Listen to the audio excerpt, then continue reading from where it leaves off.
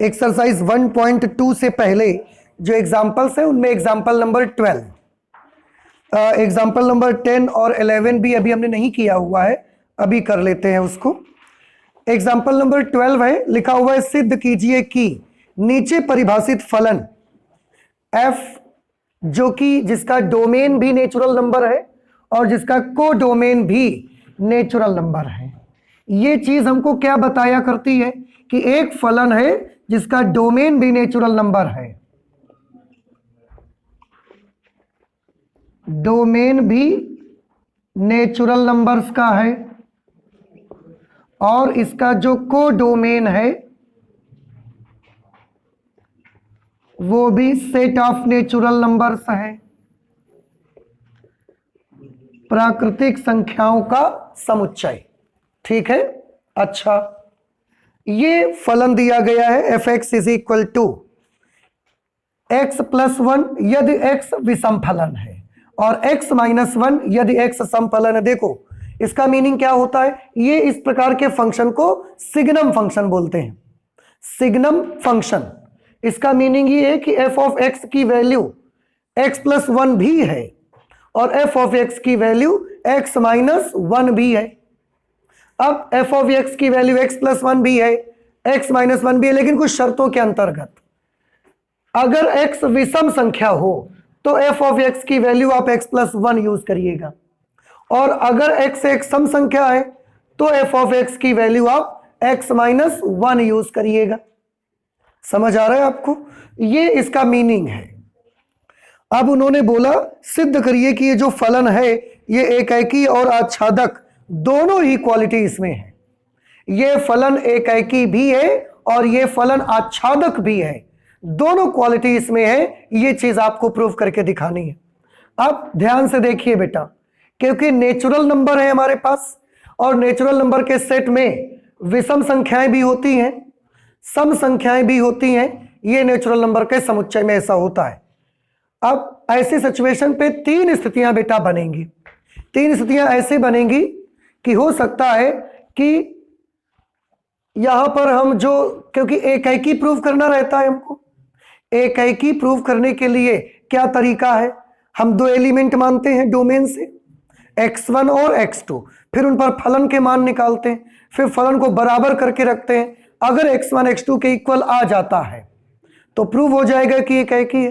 तो हमें डोमेन से कितने अवयव चाहिए, दो अवयव लेने रहते हैं ना, x1 और x2।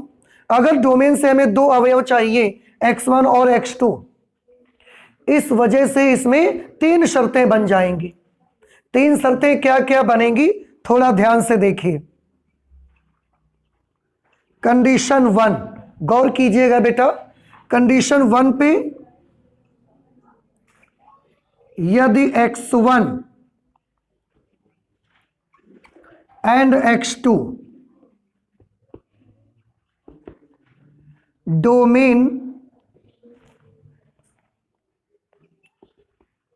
के अवयव, यदि x1 और x2 डोमेन के अवयव इस प्रकार हैं कि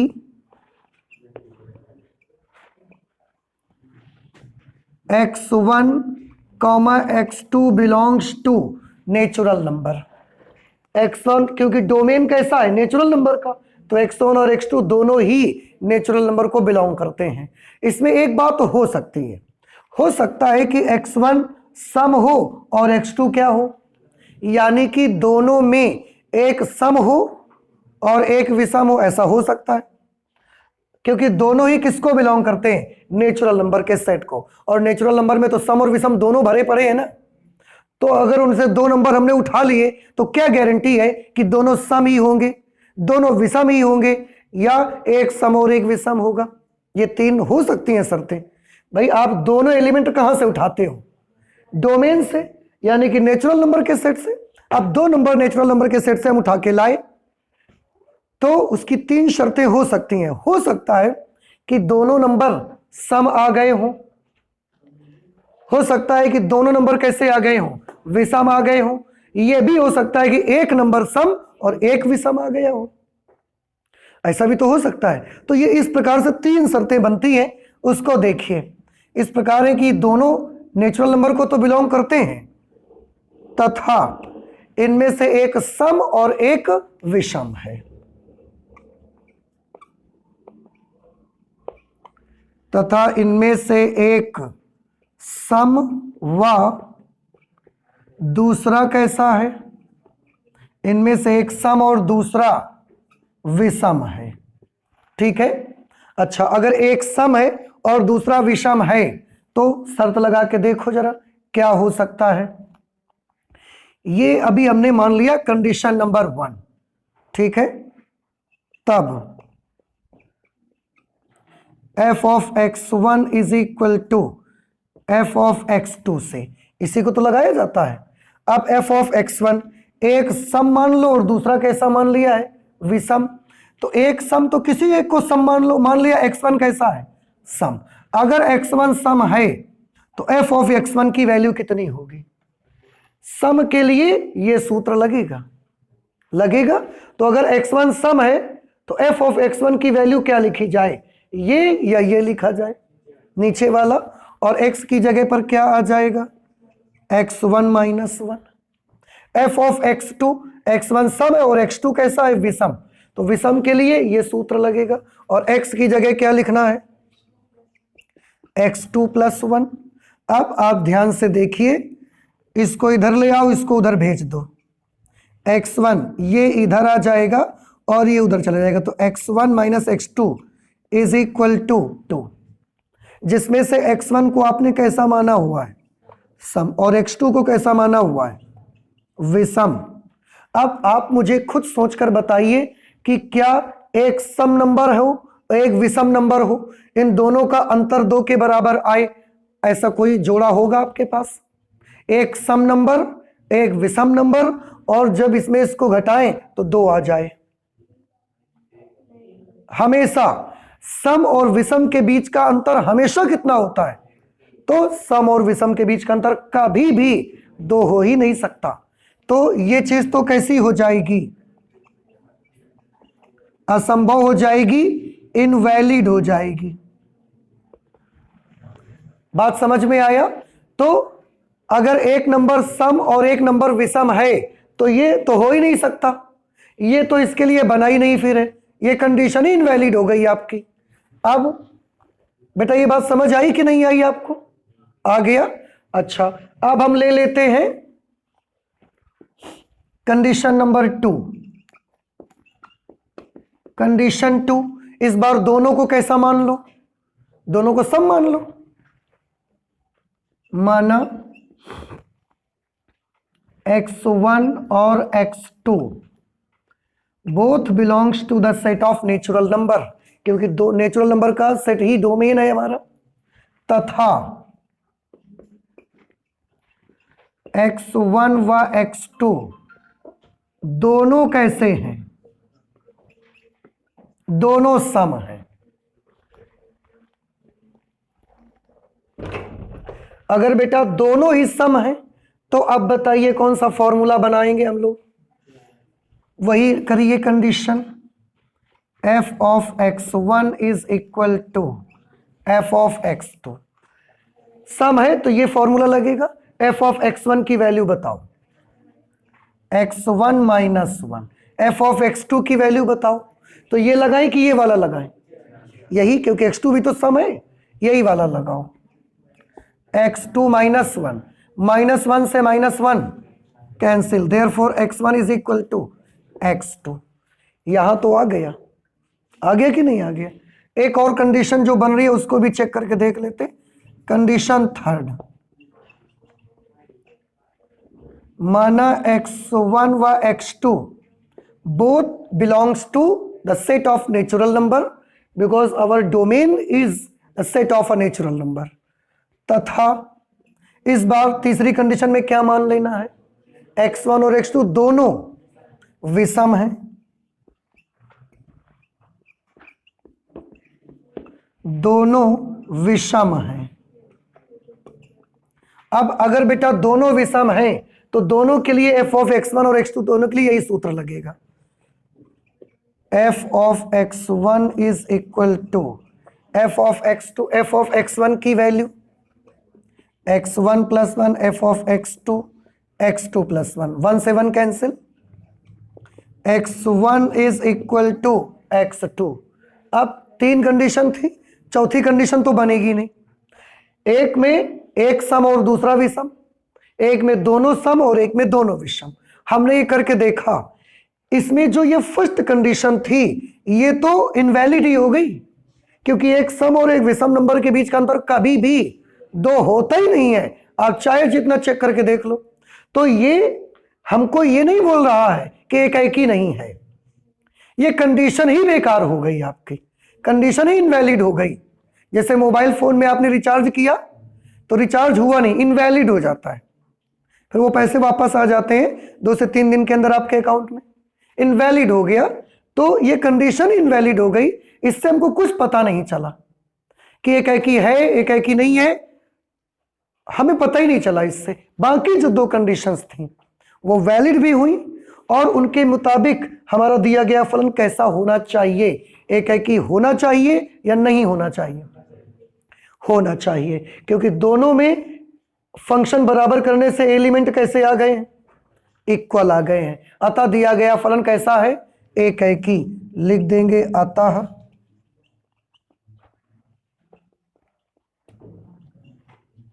दिया गया फलन एक एक ही फलन है। ठीक है, अभी भी इसमें एक चीज हमको प्रूव करनी है भाई। क्या प्रूव करना है कि यह फलन आच्छादक भी है। आच्छादक के लिए देखो क्या करना चाहते हैं, मैंने आपको बोला है आच्छादक जब प्रूव करना हो तो आप डोमेन और कोडोमेन दोनों के चित्र बना के प्रूव करो। उससे अच्छा आपको नहीं समझ आएगा और उससे कम से कम आपको अंदर से फील होगा, लगेगा कि नहीं ये सही है। तो इसके लिए मैंने क्या किया, एक ये बनाया, एक ये फिगर बनाया। ये क्या होता है, ये होता है डोमेन और ये होता है कोडोमेन। ठीक है, ये x की वैल्यू होती है, ये y is equal to f of x की वैल्यू होती है। आप थोड़ा देख कर बताएं, आज आपका डोमेन भी नेचुरल नंबर है, आपका कोडोमेन भी नेचुरल नंबर है। तो डोमेन में नेचुरल नंबर लिख दो 1 2 6 7 8। कुछ नंबर लिख देते हैं, सारे तो नहीं लिख सकते, कुछ लिख देते हैं। और कोडोमेन भी क्या है आपका, नेचुरल नंबर। इसमें भी 1 2 3 4 5 6 7 8 ऐसे हमने लिख दिए। ठीक है, अब आप ध्यान से देखिए, गौर से, x की जगह पर आप मुझे ये बताएं डोमेन में जो 1 है उसका प्रतिबिंब कहां रहेगा। इसे किसकी जगह पर लिखोगे, x की जगह पर, और उससे y का मान निकालोगे। चलो लिखो आके, ये फलन है आपके पास। अब बताइए x की वैल्यू 1 होगी तो fx का मान कितना होगा। इसमें रखा जाए कि इसमें रखा जाए, ऊपर वाले में। वेरी गुड, क्यों, क्योंकि x की जगह हम क्या ले रहे हैं 1, और 1 एक कैसा नंबर है, विषम। तो x की जगह 1 लिखोगे तो 1 की इमेज कहां मिलेगी, 1 प्लस 1 2 पर मिलेगी। 1 की इमेज आपको मिलेगी 2 पर। अब x की जगह 2 लिखिए। x की जगह 2 यहां लिखना है कि नीचे वाले में लिखना है, नीचे वाले में। क्यों, क्योंकि ये सम संख्या के लिए है। तो 2 लिखोगे तो 2 माइनस 1 करने से क्या वैल्यू आई, 1। तो डोमेन के 2 की वैल्यू कहां पर है, 1 पर।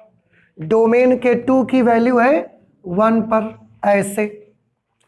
फिर 3 की इमेज कहां पर है, 3 को फिर विषम है, यहां लिखना पड़ेगा 3 प्लस 1। तो 3 की इमेज क्या है 4, और 4 की इमेज क्या है 3। 5 की इमेज 6, 6 की इमेज 5, 7 की इमेज 8, 8 की इमेज 7। देख रहे हैं आप। क्या लगता है आपको कि कोडोमेन का क्या कोई भी अवयव ऐसा मिलेगा जो डोमेन के किसी भी अवयव का प्रतिबिंब नहीं होगा। हमें तो देख के लगता है कि कोडोमेन का प्रत्येक अवयव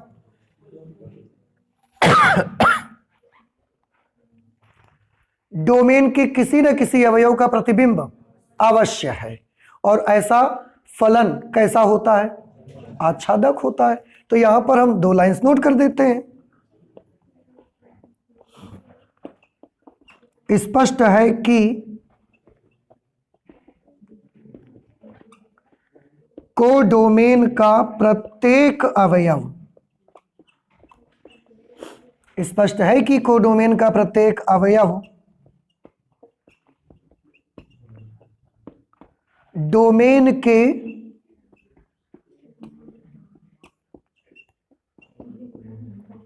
किसी न किसी अवयव का प्रतिबिंब, किसी न किसी अवयव का प्रतिबिंब अवश्य है।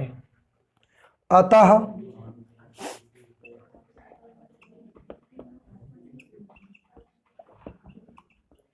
दिया गया फलन, अतः दिया गया फलन आच्छादक फलन है। दिया गया फलन कैसा फलन है? आच्छादक।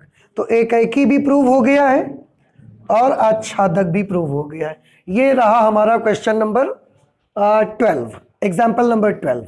तो आप प्लीज इसे जल्दी से नोट कर लें, इसके बाद और भी क्वेश्चन लगाते हैं।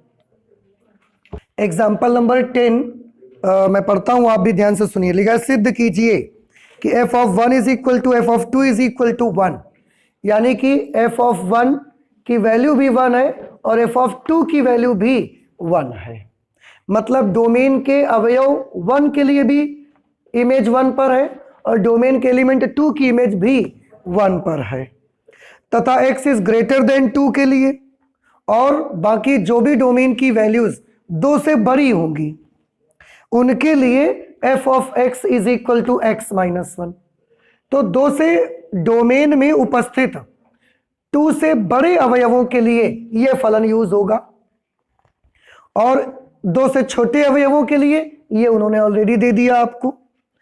आगे है फलन f from n to n, means आज फिर एक ऐसा फलन है जो n टू n है। n टू n है, इसका मतलब उसका डोमेन क्या है? उसका डोमेन है set of natural number. Set of natural number का मतलब है प्राकृतिक संख्याओं का समुच्चय, और उसका कोडोमेन क्या है? उसका कोडोमेन भी सेट ऑफ नेचुरल नंबर्स है। तो डोमेन भी नेचुरल नंबर का समुच्चय है, कोडोमेन भी नेचुरल नंबर का समुच्चय है। ये ऐसा एक क्वेश्चन है। अब उन्होंने बोला सिद्ध करिए कि ये आच्छादक तो है किंतु एकाएकी नहीं है। आपको ये प्रूफ करके दिखाना है कि ये वाला फलन आच्छादक तो है किंतु एकाएकी नहीं है। ऐसा कर लेते हैं, बड़ा इजी क्वेश्चन है, शुरुआत में हम इसका फिगर बना लेते हैं। आप देखिए, शुरुआत में ही हम इसका फिगर बना लेते हैं। ये हमने क्या बनाया बेटा? ये हमने बनाया डोमेन, और इसको हम क्या बोलेंगे? कोडोमेन बोलेंगे। इसमें x की वैल्यूज नोट की जाएंगी और इसमें x की वैल्यूज की इमेजेस या y का मान f ऑफ x लिखा जाएगा, कोडोमेन लिखे जाएंगे। ओके, तो आपका डोमेन क्या है? Set of natural number. Natural number कहां से? 1 2 3 4 5 6 7 8, कुछ लिख लो। सारे नेचुरल नंबर तो नहीं लिखे जा सकते, पॉसिबल नहीं है। अच्छा ये भी तो नेचुरल नंबर है कोडोमेन, इसमें भी नोट कर लो। 1 2 3 4 5 6 7 8, ऐसे इसमें भी लिख दिया हमने। अब थोड़ा ध्यान से देखें, f ऑफ 1 की वैल्यू कितनी है? 1। इसका मतलब है x की जगह 1 लिखे तो फलन का मान कितना आया? 1। अर्थात डोमेन में उपस्थित अवयव 1 का प्रतिबिंब कहां पर है? 1 पर। तो डोमेन में उपस्थित एलिमेंट 1 की इमेज 1 पर है, 1 पर है। और f ऑफ 2 की वैल्यू कितनी है? f ऑफ 2 की वैल्यू भी तो 1 है।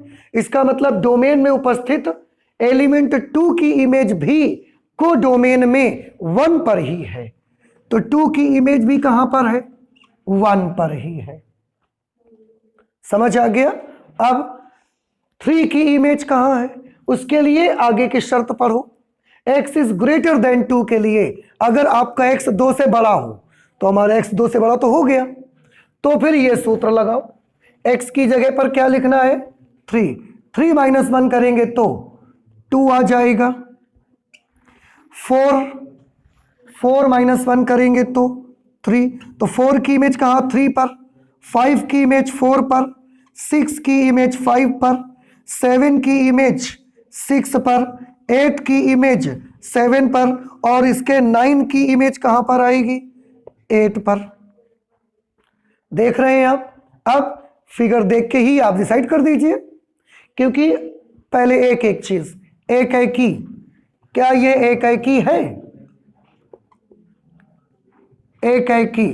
जरा ध्यान से देखें, डोमेन के दो अवयवों 1 और 2 के प्रतिबिंब को डोमेन पर एक ही स्थान पर हैं, अतः ये फलन एकी नहीं है।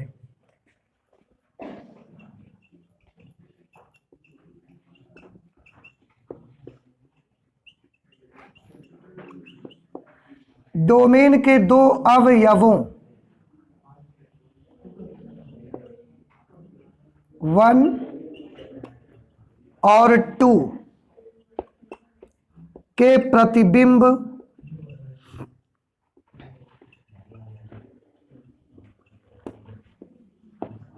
को डोमेन में एक ही स्थान पर हैं। डोमेन के दो अवयवों 1 और 2 के प्रतिबिंब को डोमेन में एक ही स्थान पर हैं,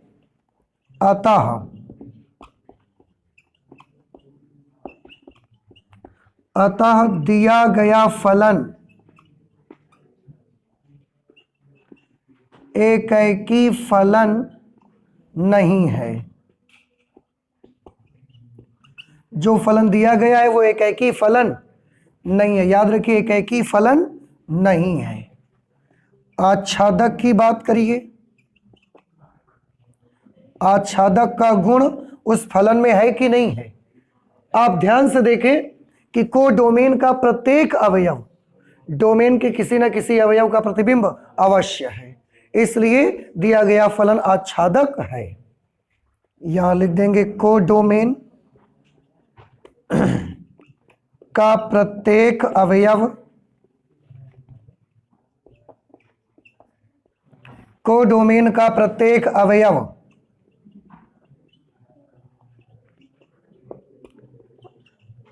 डोमेन के किसी न किसी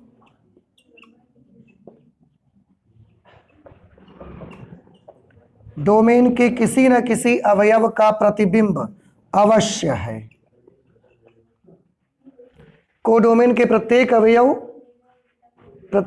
डोमेन के किसी न किसी अवयव का प्रतिबिंब अवश्य है, अतः दिया गया फलन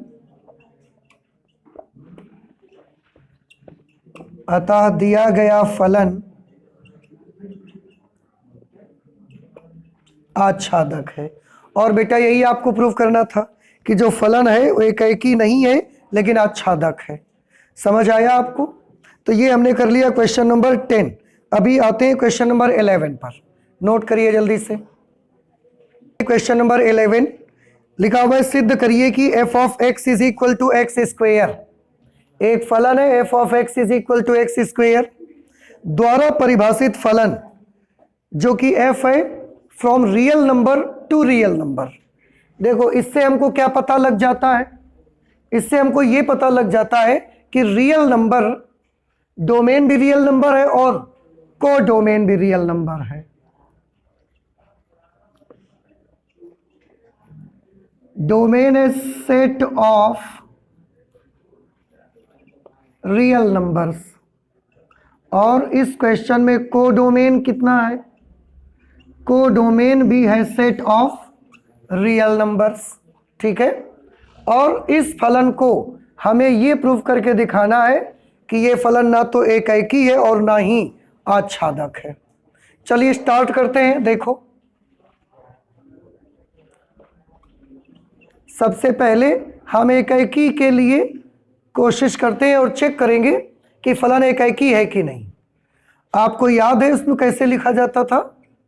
माना x1 व x2 दो अवयव, माना x1, x2 डोमेन के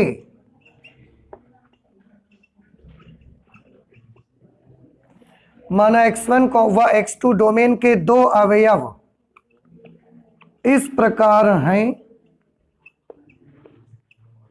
कि x1, x2 both belong to R।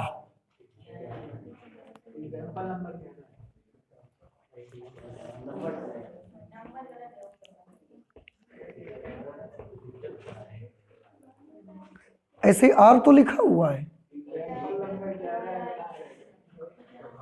ओ, ये मैंने 12 लिख दिया है, एग्जाम्पल नंबर 11 है ये। तो माना x1 और x2 डोमेन के दो अवयव इस प्रकार हैं कि x1 और x2 दोनों ही किसको बिलोंग करते हैं? सेट ऑफ रियल नंबर्स को बिलोंग करते हैं। ठीक है, क्योंकि डोमेन हमारा कौन था? Set of real number. तब f of x1 is equal to f of x2 से, बोलो f ऑफ x की वैल्यू x स्क्वायर है, तो f ऑफ x1 की वैल्यू कितनी होगी? x1 स्क्वायर, और इसकी वैल्यू कितनी होगी? x2 square. अब दोनों का स्क्वायर रूट करेंगे अगर आप, तो क्या मिलेगा? x1 is equal two plus minus x2। तो क्या x1 x2 के इक्वल आया? नहीं आया। x1 प्लस x2 के इक्वल भी है और x1 माइनस x2 के इक्वल भी है। और ऐसे हालात में क्या कहना चाहेंगे? एकाएकी है या नहीं है? एकाएकी नहीं है फिर ये। अतः दिया गया फलन एकाएकी तब होता जब x1 is equal to x2 आ जाता सीधे सीधे। अतः दिया गया फलन एकाएकी नहीं है। ठीक है, अच्छा, इसके बाद उसकी आच्छादक वाली प्रॉपर्टी को हम चेक करते हैं, ऑन टू। हाँ, इसी से चेक हो जाएगा। इसका हम फिगर बना लेते हैं। फिगर बना लो। एक ये ऐसे बना लिया हमने और ये बना लिया। ये मैंने बनाया है डोमेन और ये मैंने बनाया है कोडोमेन, यानी ये x की वैल्यूज हैं और ये f ऑफ x की वैल्यूज आएंगी। यहां पर हम x और यहां पर f ऑफ x की वैल्यूज को लिखेंगे। ठीक है, अच्छा, अब थोड़ा गौर से देखिएगा। डोमेन में कौन से नंबर लिखे जाएंगे बताइए? सारे रियल नंबर लिखे जाएंगे। तो रियल नंबर के लिए मैंने आपको पहले भी बताया है कि रियल नंबर में बहुत सारे नंबर आते हैं, तो उनके लिए थोड़ा सा ऐसे लिख लो, -3, -2, -1, 0, 1, 2, 3, ... ठीक है, कुछ नंबर आप चाहें तो पॉइंट वगैरह के लिख सकते हैं। जैसे यहां मैं लिखे ले रहा हूं 0.5, 1.7, कुछ भी लिख लो, उससे कोई फर्क नहीं पड़ता। यहां पर भी रियल नंबर लिखने, तो हमने लिखा -3, -2, -1, 0, 1, 2, 3... यहां पर कुछ लिख लो, 2.5, 1.7, -1.3। ठीक है, ऐसे हमने लिख दिया अपने समझने के लिए। नो, -1.3 यहां पर आएगा, यहां -0.3 आएगा। ठीक, अब आप थोड़ा ध्यान से देखिए। आप x की जगह, ये फलन आपका क्या है बेटा? फलन है x स्क्वायर। अब आप थोड़ा सा समझने की कोशिश करो कि x की जगह आप -3, -2, 1, 0.5 ये कुछ भी लिखोगे, इनका क्या हो जाया करेगा? स्क्वायर। और जब इनका स्क्वायर हो जाएगा तो क्या कभी ऐसा होगा कि ये नेगेटिव नंबर आएंगे? को डोमेन में लिखा हुआ हर नेगेटिव नंबर डोमेन के किसी भी अवयव का प्रतिबिंब नहीं होगा। क्यों? क्योंकि डोमेन के जिस नंबर का स्क्वायर करोगे वो प्लस आएगा, माइनस तो कभी स्क्वायर आता ही नहीं है ना। आप नेगेटिव नंबर का भी स्क्वायर करोगे तो वो कैसा हो जाता है? नेगेटिव नंबर का भी स्क्वायर करोगे तो वो पॉजिटिव हो जाता है। समझ आई बात आपको? तो इस वजह से डोमेन के जितने एलिमेंट हैं उनमें से किसी भी एलिमेंट का प्रतिबिंब या नेगेटिव नंबर तो कभी बन नहीं सकते। अब बहुत सारे एलिमेंट ऐसे हैं जो डोमेन के किसी भी अवयव के प्रतिबिंब नहीं है, इसलिए दिया गया फलन आच्छादक नहीं है। तो इसको हम लोग कैसे लिख सकते हैं? लिखेंगे स्पष्ट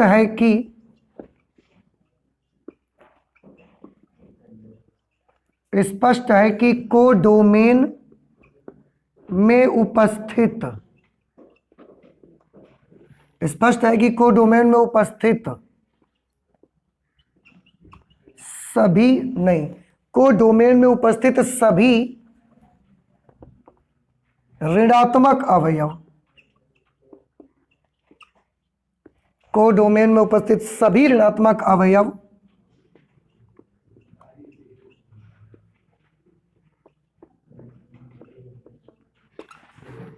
डोमेन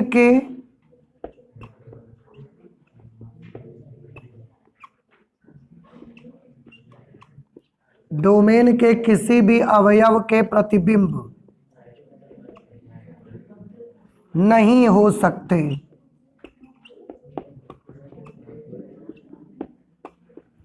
क्या लिखा? कि कोडोमेन में उपस्थित सभी ऋणात्मक अवयव डोमेन के किसी भी अवयव के प्रतिबिंब नहीं हो सकते। अतः फलन आच्छादक नहीं है। तो ये वाला जो फलन दिया गया था ये ना तो एकाएकी है और ना ही आच्छादक है। ठीक है, आप नोट करें इसे। एग्जाम्पल्स 13-14 मैं आपको बताऊं कि इनकी लैंग्वेज इतनी इजी है कि आप खुद इनको क्वेश्चन को देखें और पढ़ें, आपको ये क्वेश्चन उनके पढ़ने से ही आ जाएगा। ठीक है, तो ये आपको करना है भाई। थोड़ी सी काम तो आप भी करेंगे, तो ये करिए। इसके बाद हम लोग एक्सरसाइज 1.2 सॉल्व करना स्टार्ट करेंगे, लेकिन अब उसको नेक्स्ट क्लास से सॉल्व करेंगे। ठीक है, तो आज हम इतना ही रखेंगे, चलते हैं, मिलते हैं नेक्स्ट क्लास पे। Thank you.